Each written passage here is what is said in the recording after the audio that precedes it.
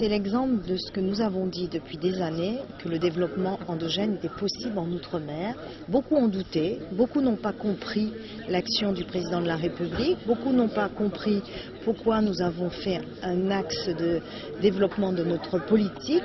On voit aujourd'hui que c'est une réalité. Certains doutent des mesures du SIOM. La preuve, c'est que le SIOM, ça fonctionne.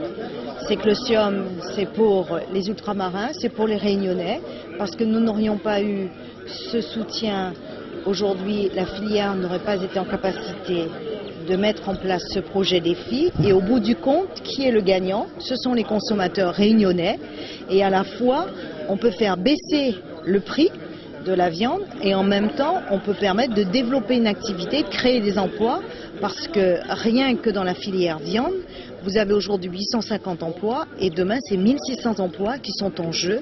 Tout à l'heure, je vais rencontrer les professionnels de la filière fruits et légumes parce que dans ce secteur, nous avons 6000 emplois qui sont en jeu au regard de la première estimation que me fait le commissaire au développement endogène. On voit aussi ce qu'apporte un poste comme celui de commissaire au développement endogène parce que ça permet, à partir de l'exemple de la filière élevage, de voir quels sont les autres secteurs porteurs d'avenir. L'outre-mer n'est pas condamné à vivre uniquement de subventions, à vivre uniquement de l'emploi public. L'outre-mer peut tout à fait concevoir son développement.